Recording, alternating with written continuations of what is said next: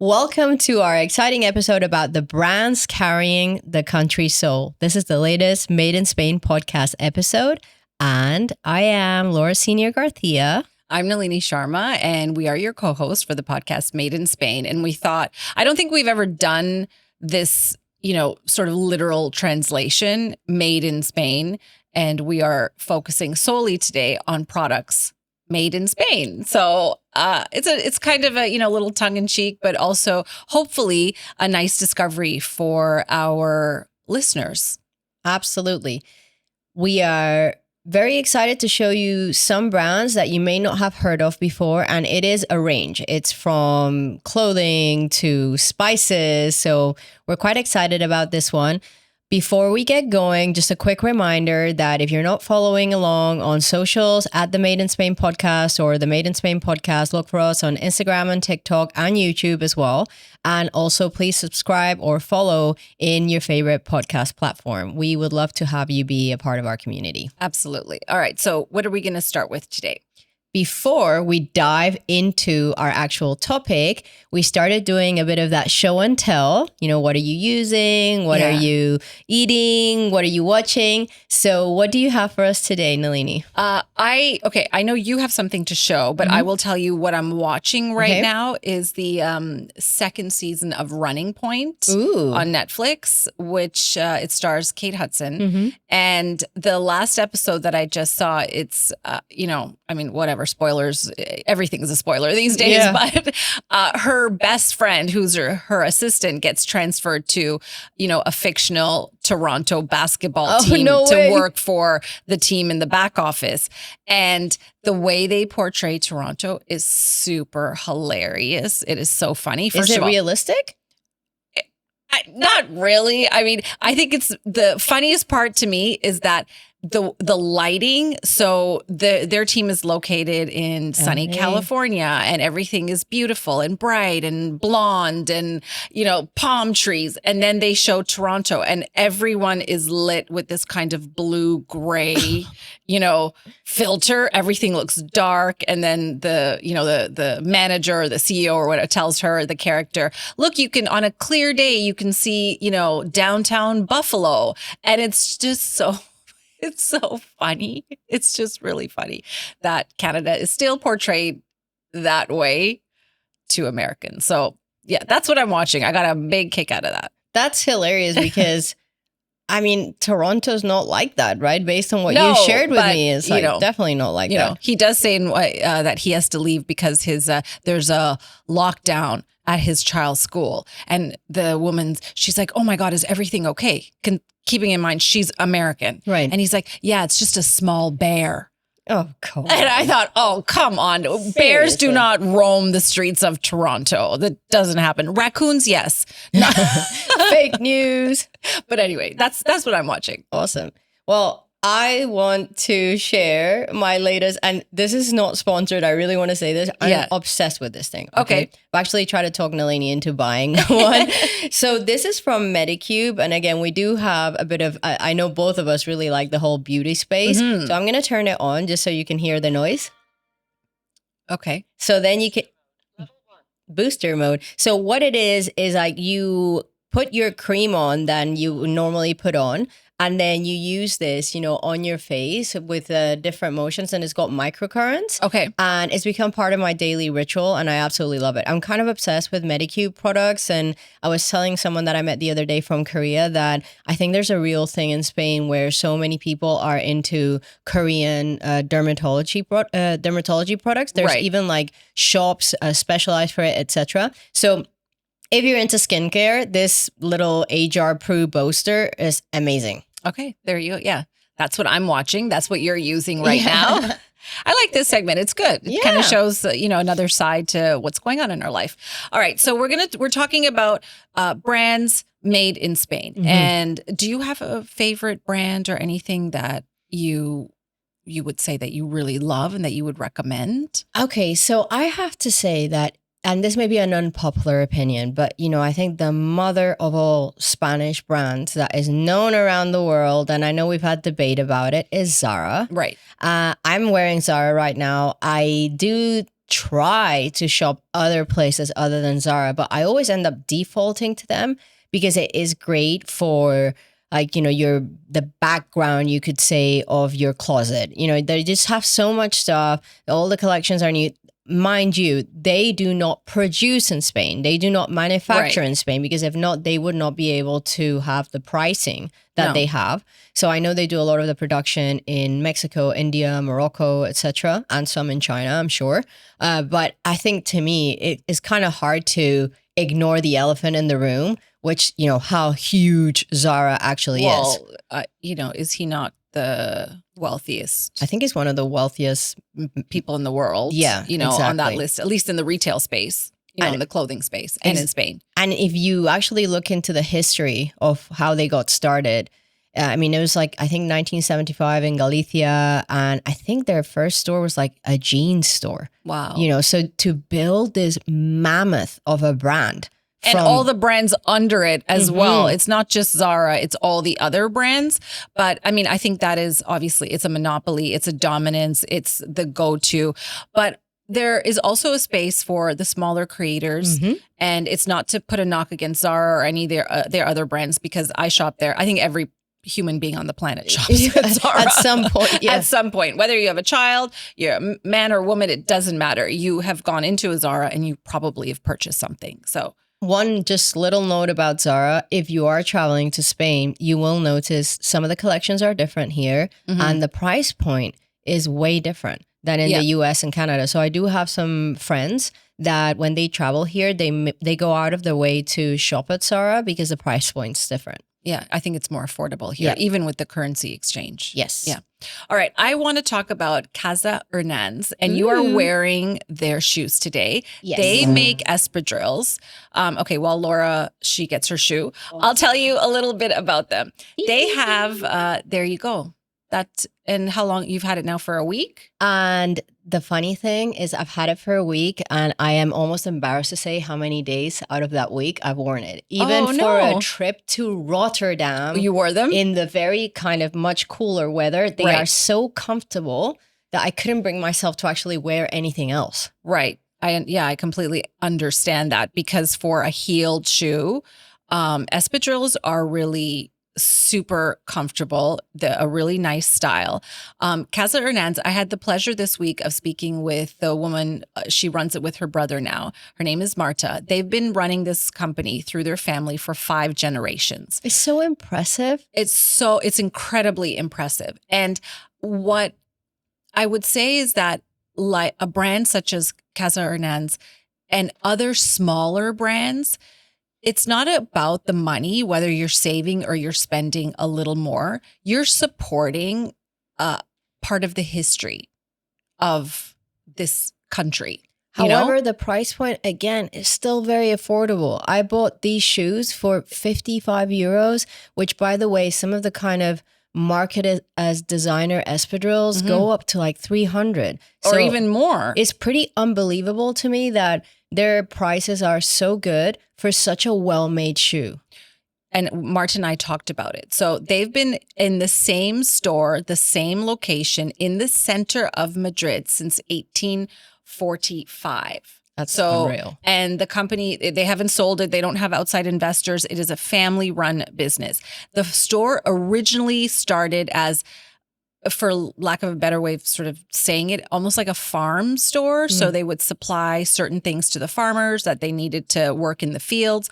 Part of that were shoes. And espadrilles were always flat shoes. They were never heeled shoes. So that's the history of it. They were discovered in a cave in a particular part in Spain. I'm not going to say where, because that will open up another channel of debate. But the original sort of, shoe, this has been passed down for hundreds of years.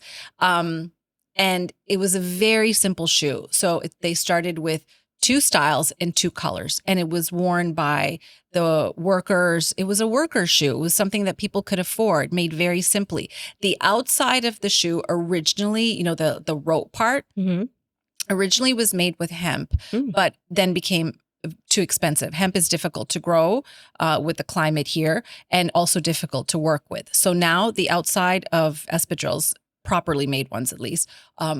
It's jute. Mhm.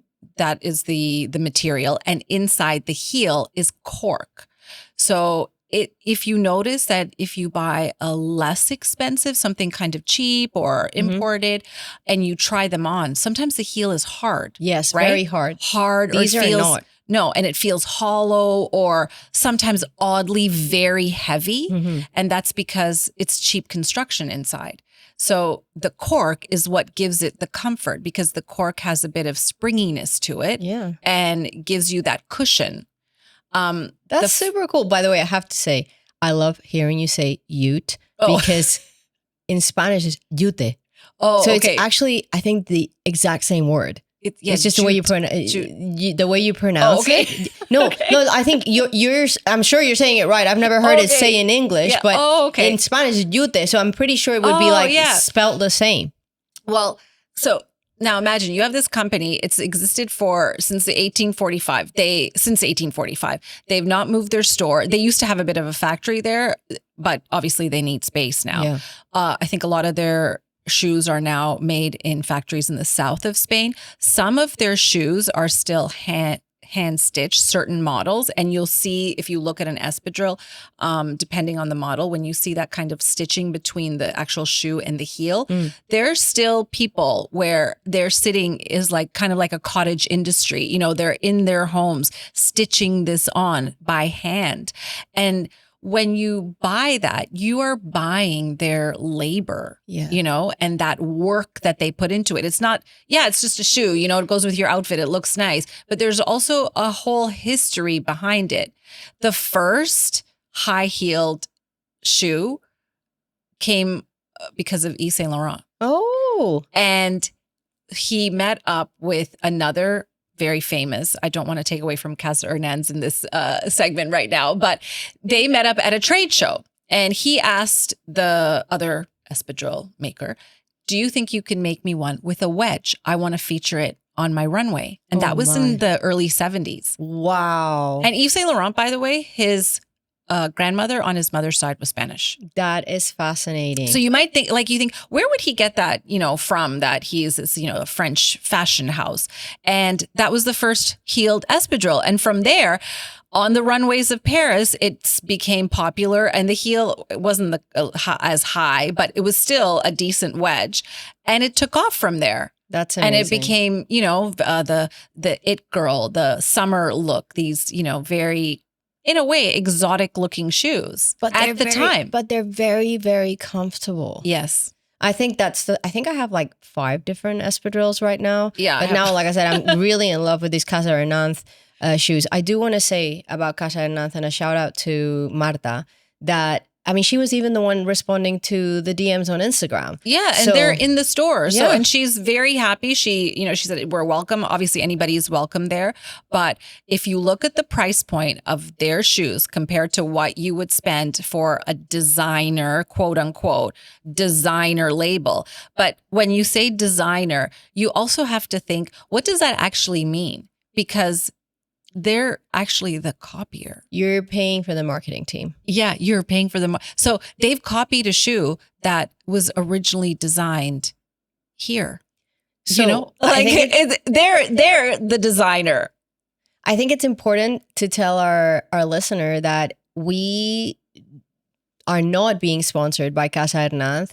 We, like Nalini said, bought the shoes. Marta was kind enough to give her time to do an interview with us. And this goes back to us wanting to highlight less known, real Spanish brands that, you know, people may not find otherwise. So Casa Hernanz, for those of you who are looking for the spelling. So it's Casa, C-A-S-A, and then Hernanz, H-E-R-N-A-N-Z. Yes. And you can go on their website. Mm-hmm. I'm not sure if they ship international, but I would suspect they do. I'm not 100%. You'd have to check with that. But they have a very dedicated following. And she says they sell espadrilles through the entire year, 12 months out of the year. It's not just a summer shoe. People are buying all different types. They've launched a new sort of style, a Mary Jane, that she said is doing really, really well. Wow. But it's just the thought that goes into it. Yes, it obviously, okay, Zara is everywhere. You can go into Zara. You can buy a pair of espadrilles there, or Mango, or whatever, the big name is. But you can also maybe go to the source and spend a lot less for a quality made shoe and maybe be a little different, like you lead the trend as opposed to have the trend lead you. Yeah. So it was empowering everyone. Yeah. But yeah, anyway, I just thought it was so fascinating. And they're right there, located right off Plaza Mayor in the center of Madrid since 1845. That's amazing. And I would actually say it's a nice little visit to the store as well. 100%. We're going. We've already made a plan that we're going to go for a little day trip, have lunch, buy some shoes. Nice. Should we talk about handbags? Yeah, go ahead.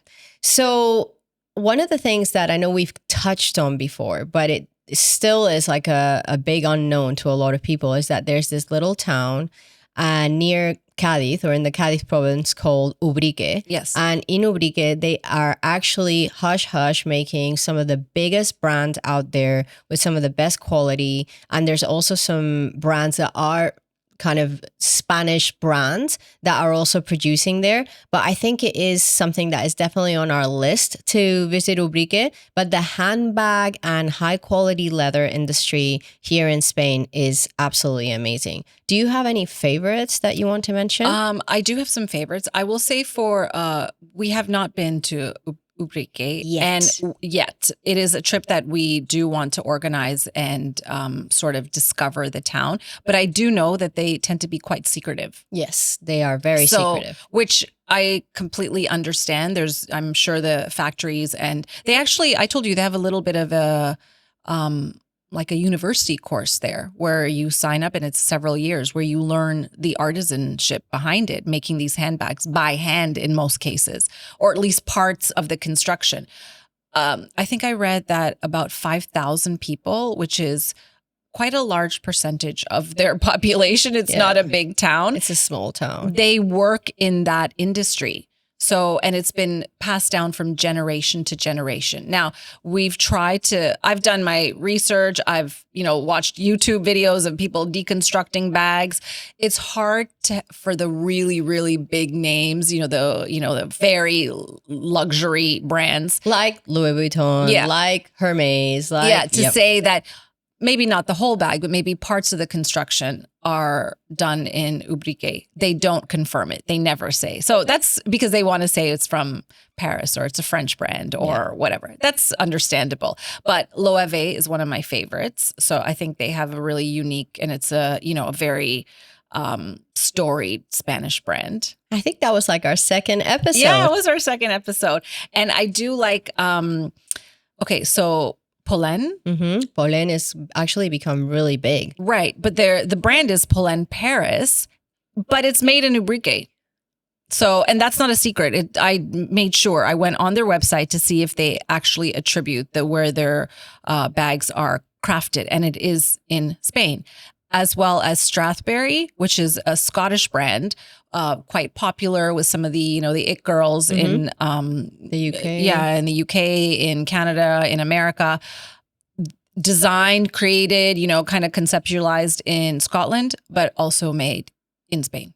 And by the way, I don't think there is anything kind of that diminishes the value of the brand by it being made in Ubrique. If I had a brand and my pieces were made in Ubrique, I would be extremely proud of it, because again, you're talking about somewhere that is raising the artisans of the future. Exactly. And then there's the fear that what if that artisanship is not passed down? Yeah. Which is a big issue for a lot of trades. Yeah. What if it's not passed down? What if people, it's slowly saying, well, we're not going to do this, or this can be automated. Okay, so now if it's automated, are you still paying that same price? So a bag that's 2,000 euros, dollars, whatever denomination, do you still want to spend that money if it's just coming out of completely a factory? To me, if it's like, if someone tells you, here's this bag, it was handcrafted, you can picture the amount of hours, the love and the effort that went into it.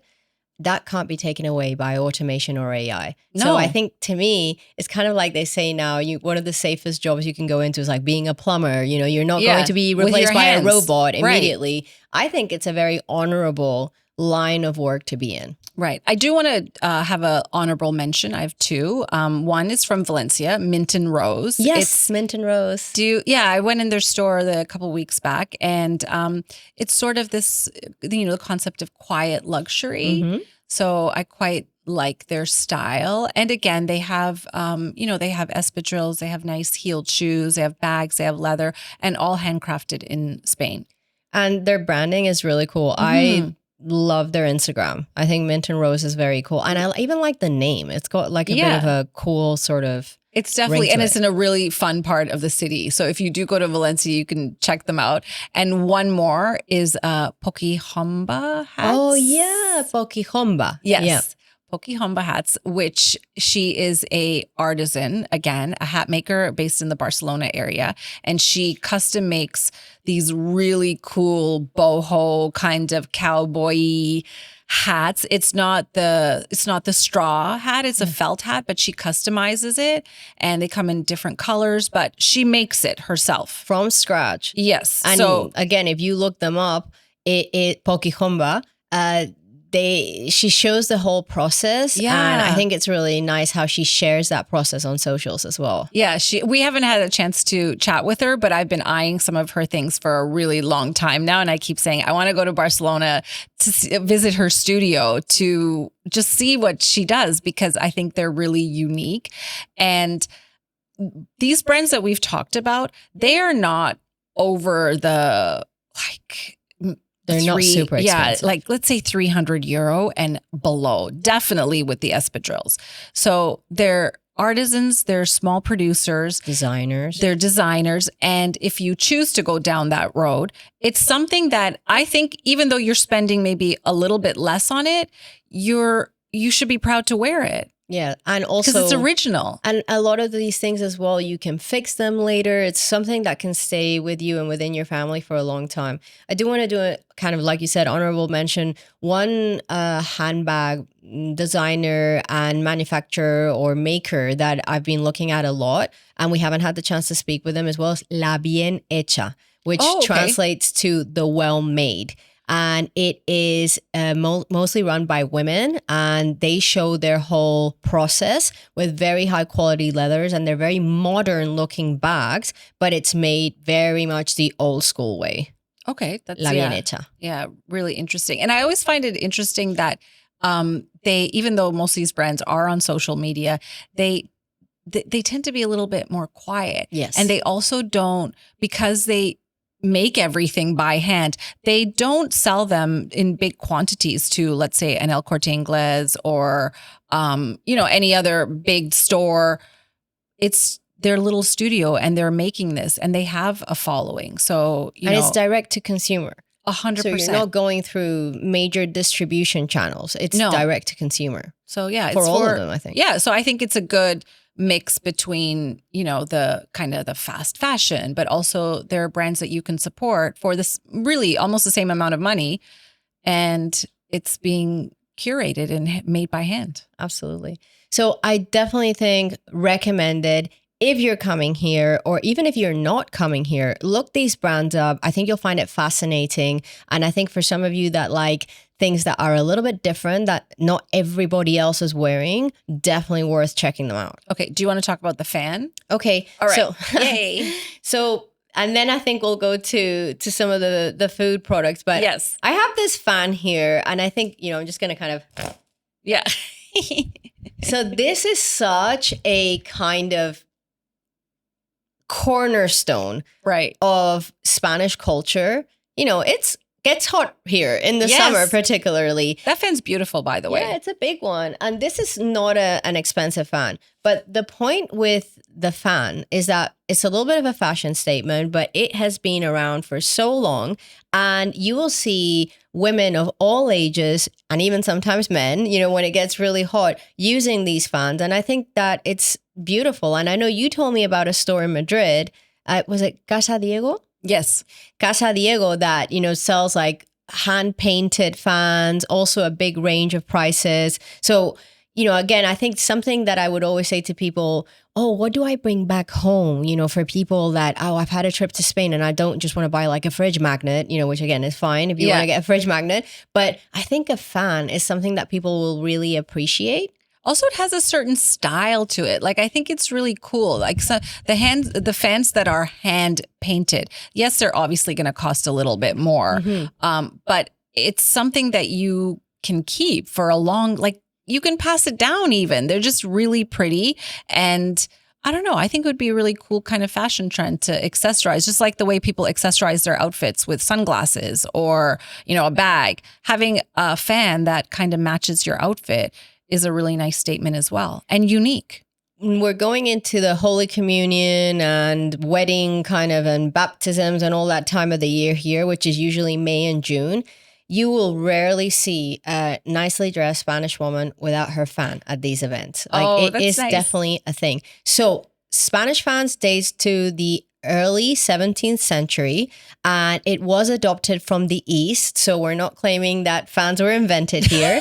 However, it is also uniquely Spanish in the way that they've been modified. And something cool is that at court, the language of the fan was an entire social code. Oh, how really? you held it, how you opened it, how you passed it. Each gesture communicated something specific. So it's actually something that has a lot more historical connotation that you would normally think about.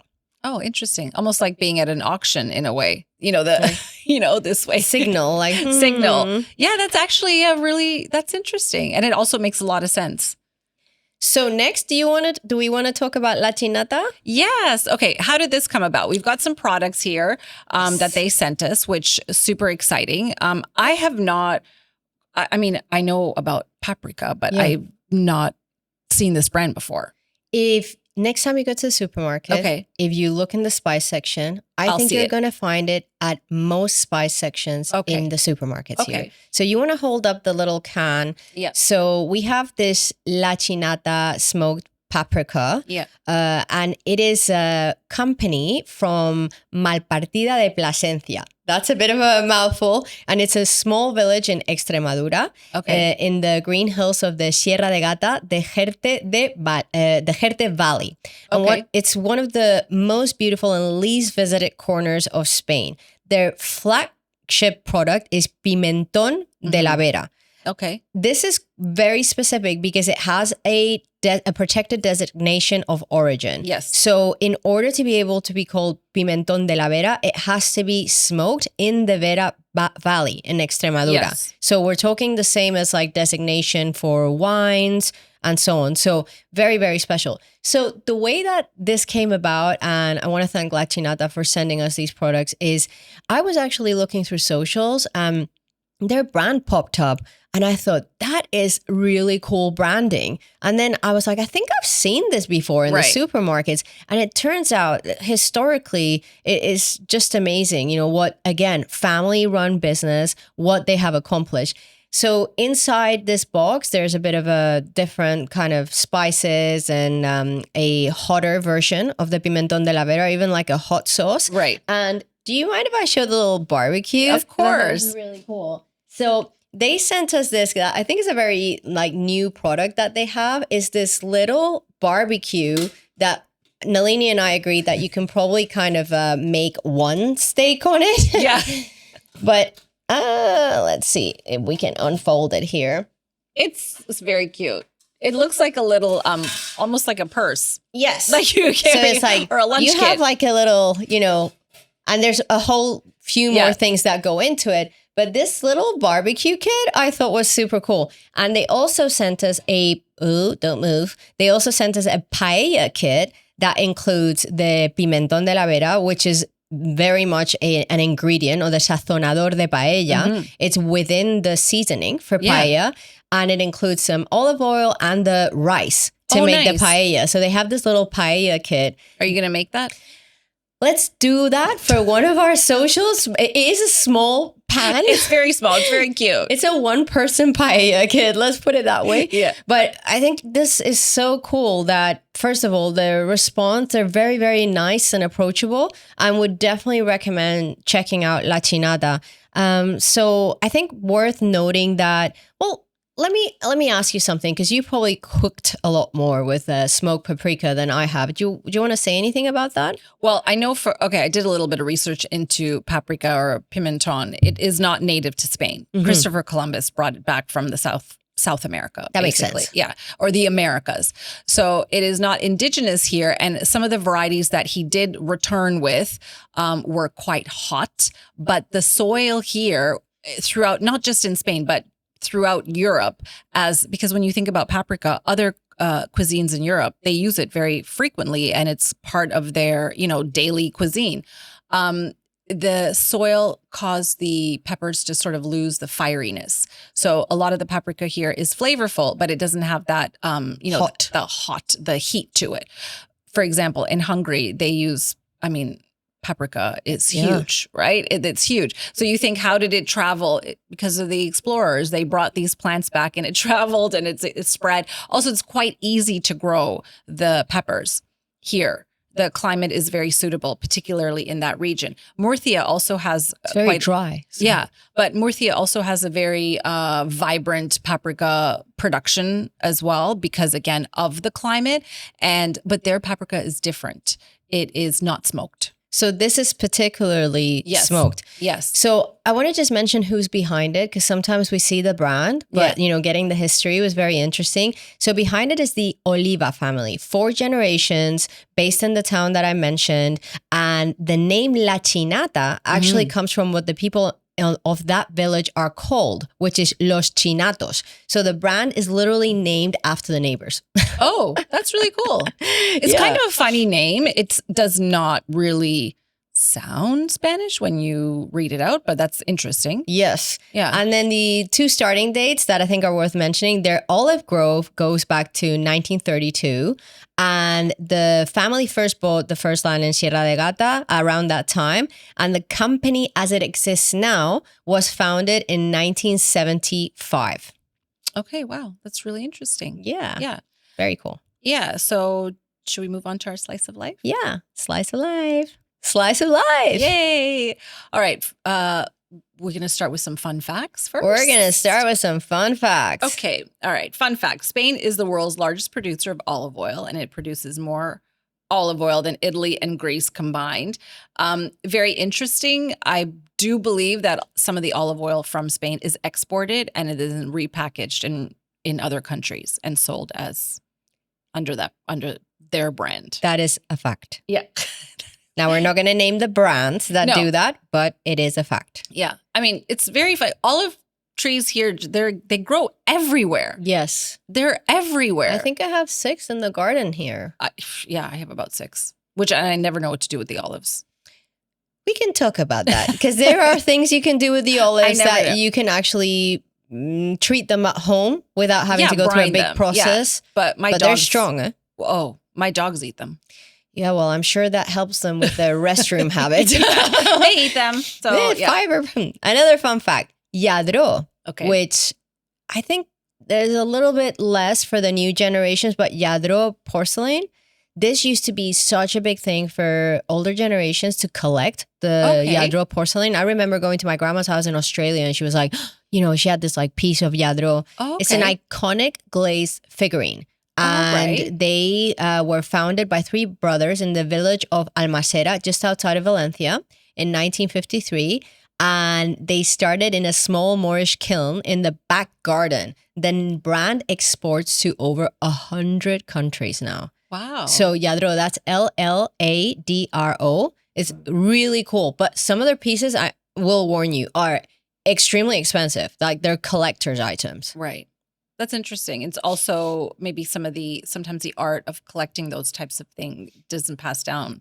Yeah, it's just, before when you used to go into people's homes and they had like their cabinet with their, glass kind of, and they had their little, things that they didn't want the kids to touch. To touch, absolutely. That would be there. That's it. All right. Now, other interesting fact, Spain has more land under basically wine cultivation than France or Italy, but produces less wine because yields are intentionally kept low. So that is, I think part of the culture here as well. It's very specific, the regions and the types of wines that they produce. Yeah.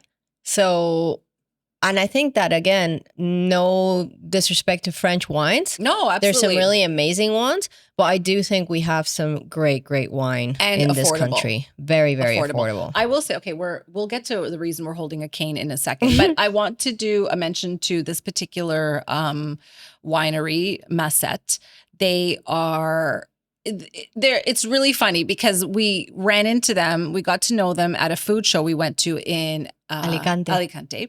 And since then, I'm on a regular call list with the with the woman. I don't know her name, but she actually calls for my son because she doesn't speak English. Yeah. So he places the order, and they're friends. Yeah. I don't think she knows buddies. I don't think she knows his age, but they have very long conversations about the wine order. And he negotiates with her on the phone. It's really very funny. However, this particular cava, it has won awards for being the best cava in the world. Ooh. 1917? The brand 1917. So they have been in the family themselves, family run business in the Barcelona-ish region. So that part of the country, which again, that actual area of Spain is known for cava. Production. And, you had the plague in the late 1800s that wiped out a lot of the vines, not just in Spain, but throughout Europe. And part of the recovery process was to make a different type of product to produce something. And that's really sort of the birth of cava. This is fantastic. And they are direct to consumer. You cannot buy it at a store. You have to order from them. I'm still holding on to the cane. You have to order straight from them. They deliver it. A guy comes in a little van. He puts your order at the front door and you pay him in cash and off he goes. And probably 4 weeks from now, I'll get another call and I'll make another order.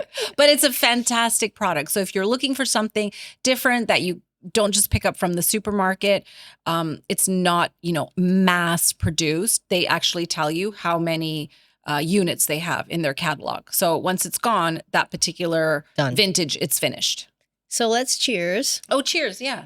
Yeah, cheers. Which in Spanish is salud. Salud. Which is health. This is nice. Yeah. So in the last episode we had non-alcoholic drink, but this is alcoholic cava. Tiny little bit. Now, did you want to explain why we're just randomly holding a cane? Okay. So if you're watching on YouTube, you will have noticed that we have transitioned to holding a big cane. Right. Cane as in not like a walking cane. Yes. Well, it is a walking cane. But it's bamboo. It's bamboo. Stick. We should say stick. Stick. Big stick with some rosemary stuck on the top. On the top. And I had to fight really hard to get these canes, so I wanted them featured in the episode. I just want to say, so this is from the Romería de Santa Faz. That happens once a year. Right. And it goes from Alicante to San Juan, where they have the Santa Faz, which allegedly, like we said with the chalice. The chalice. Is a piece of the sheet that Jesus Christ wiped his face with or something like that after the resurrection. Okay. So again, allegedly. Well, how many people attend this pilgrimage? Thousands and thousands of people. So not all of them are wrong. No. I read that it was upwards of like a couple 100,000 people. I don't know how many people were there this time, but we will show some images on socials. It was intense. Okay. So the reason why I said I had to fight to get the canes, if you do not get there early enough, these canes are actually given by the town hall. Okay. They actually stack them outside the town hall. Right. And everybody on the way there, because we actually traveled from San Juan, I was with my brother's family in the tram because parking is just... Okay, so you go from there, you take the tram, you're in to Alicante. To Alicante, and then what happens? You gather? Well, thousands and thousands of people gather at the town hall. Right. fight to get these canes because they Right. run out. Yeah. You know, they don't have enough for everyone. So if you don't go early enough, you won't get a cane. Right. And you grab a cane and then you start your romeria Right. towards San Juan, where it ends near where they have the Santa Faz. Okay. And So- then people queue, right, to get into the church to view it, no? Yes, and full transparency, I did not queue to get into the church because it probably was at least a solid 4-hour queue. Okay. And So- so what is the significance of this? So I had to look this up because even though I was with people that do this Do every romeria every year, I'm afraid to say I don't think it's about the historical significance. It's more of a tradition. Right. And I will say there's a lot of day drinking that goes on at this thing. It's so not, you should say it's morning drinking. It's Yeah, like La Tomatina. 8 o'clock in the morning Yeah. kind of drinking. Yeah. So it's serious. So what they symbolize is devotion, tradition, and a physical way for the what do you call it? Pilgrims? Yeah. Sorry, I was going to say pilgrimagers. Yeah. Okay, so pilgrims to actually support themselves with something in this walk. I Okay. just looked up the actual amount of kilometers, and I have to say it's 8 kilometers. Like Yeah. it's not, it's not like it's 80 kilometers. No, So but, you know, it's a lot. it is a lot, and some people do it barefoot because maybe they've made a promise. Did you see people doing it barefoot? Yes, we saw a couple of people doing it barefoot. Wow. Apparently, some people do it on their knees. I didn't see anyone do the 8 kilometers on their knees Oh, my on goodness. tarmac, but apparently, you know, Right. if you've made this promise that you want to come true, you know, they do it. So it's interesting because the rosemary also has a significance, and that's why these sticks or canes are called romeros. Okay. So romero is rosemary in Spanish. So a little bit about the experience that I thought was really, really cool. I've been telling my family that I was going to do this for a while. My brother lives there and he's like, you have to come, you have to come. I have to give a shout out to my brother, you know, who brought Jägermeister to do shots of Jägermeister on the road. And I was like, you know what? This is a first for me. Like I've done Cava with Nalini in the podcast at 10 o'clock in the morning, but 9:30 in the morning, shots of Jägermeister while doing supposedly a religious kind of walk was very interesting. But we were not in the out crowd. There's a lot of people who are also celebrating with their family. And obviously there's people that also do it with no alcohol as Right. well. But it is a moment of reflection, of celebration, and it is very significant. So if you're in the Alicante region in April, I definitely would look up the Romería de Santa Faz and would give it a try. I mean, it is really something very special that is worth being a part of. One funny thing that I wanted to mention about the canes, and I told you this. At one point we stopped to have a sandwich right. and a 9-year-old kid tried to steal our canes.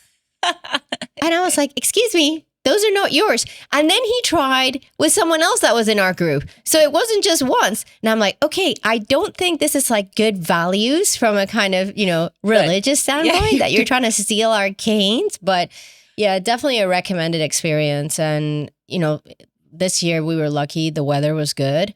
But it's super enjoyable. I would definitely recommend doing it. Nothing like doing a full pilgrimage. Right. But I think a romeria is something really nice to be a part of. All right. So now we can put the canes down. Yeah, we can put the canes down. Do you want to do our sentence of the day? Yes. So our sentence of the day today is hecho con amor.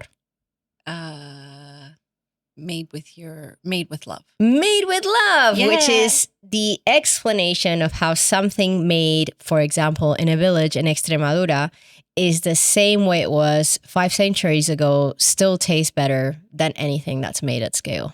Yeah, that's nice. All right. Well, cheers to that. Cheers.